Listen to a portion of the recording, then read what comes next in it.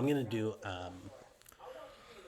these reads kind of live or whatever, raw and unfiltered, um, but specifically so that we can see kind of what might be similar between IWM and Spy. I was gonna say Safari, without also overthinking it, and then also so that you can kind of see like how easy the process is to identify these sort of magic numbers. So I was just looking at this right here.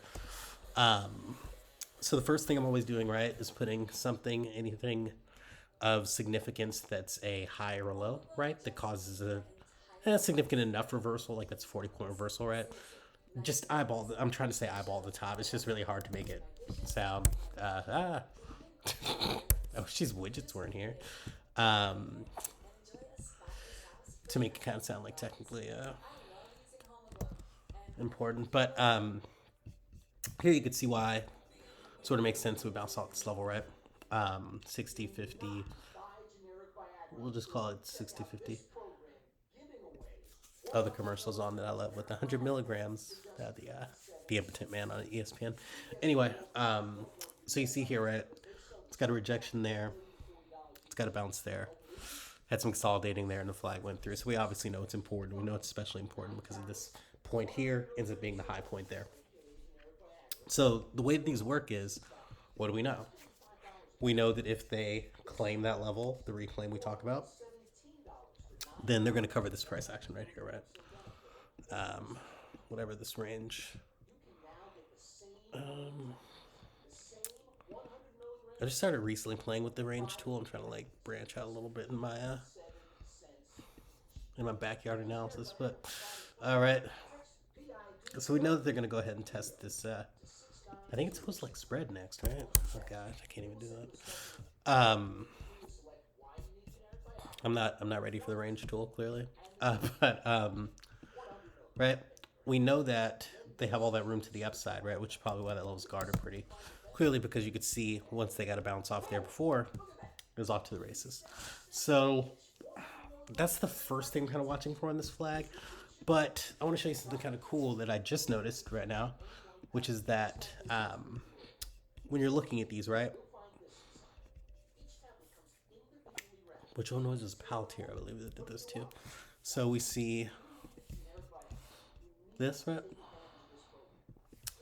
And then a moment of not quite as high that goes into more of a rounded reversal there on the hourly. If you can let me back that up so you can have a little more context. Right now, if we look at what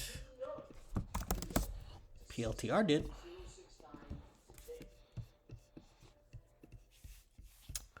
goes here. While the wick does poke up, what does the body do? The body starts to capitulate right here, just shy. Right, just shy. There's this. I was reading some.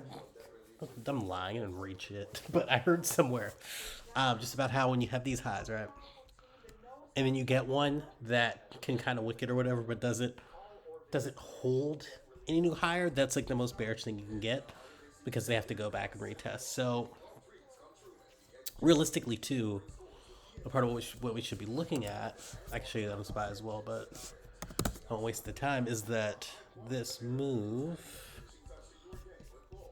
right? This move happens.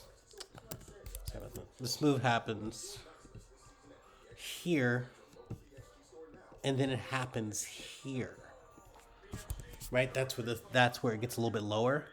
So the first thing I'm wondering is, does this newer high on the dip, does it correlate with this guy? Right? Like, is it matching apples for apples? Or now, is the comparative this, and it's a bullish reclaim? I honestly, I'm excited to see. I don't think it's really a bullish reclaim, though. It's just to retest that level. But the other thing to watch, too, is the downside, right? Because Bulls really got away with one here. Because this is on the hourly, right? They come through. You get that rejection fair and square. They keep it in. They come down. And then just send it shooting. So the other part of that theory is that there's the unfinished business down here, which is the same thing that we did today in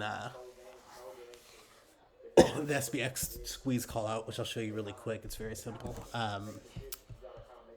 When you see, I was trying to articulate it in the Discord. It just doesn't work without a video. So when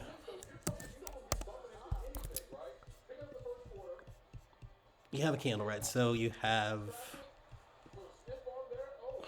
was this thing ES or SPY? I believe it's SPY actually. So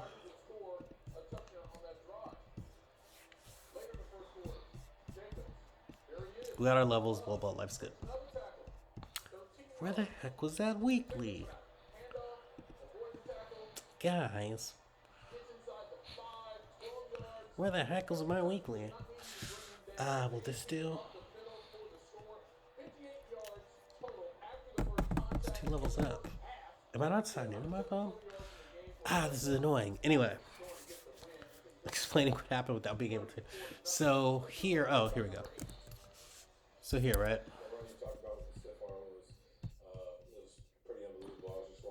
We know they got rejected at this level.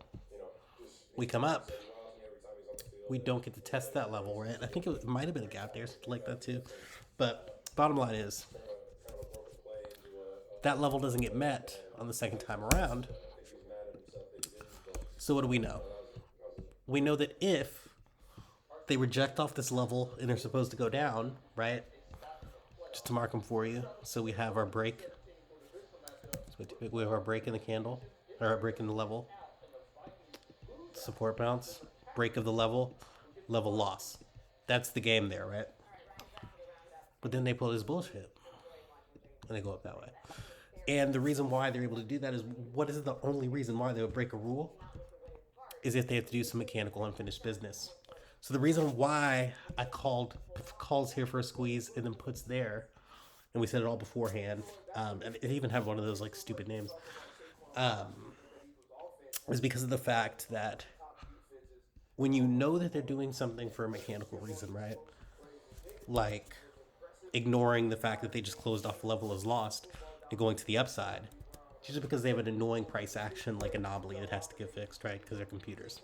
So our anomaly to get fixed was this weird unbacktested level that led to a drop.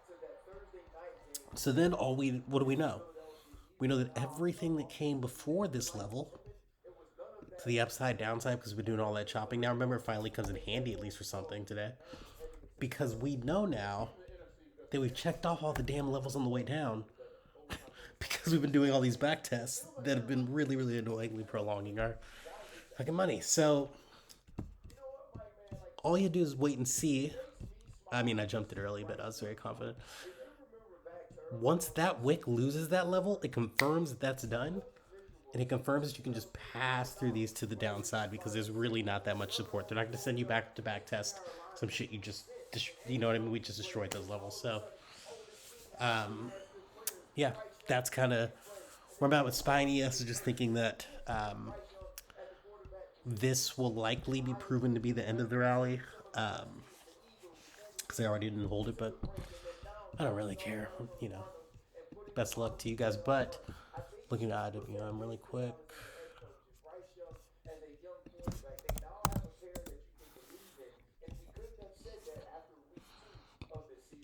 So they failed this back test here, and it looks like they're just retesting levels down the way down, getting some skips out that they did. If you see that, because what they have to do, they can't get around testing this gap, even though they would really love to. But that's what's going to happen. So I'm really happy to actually see that this movement literally rejected that same place. So basically, we just could have got them cheaper a couple days later, but nobody saw this price action coming. Bye.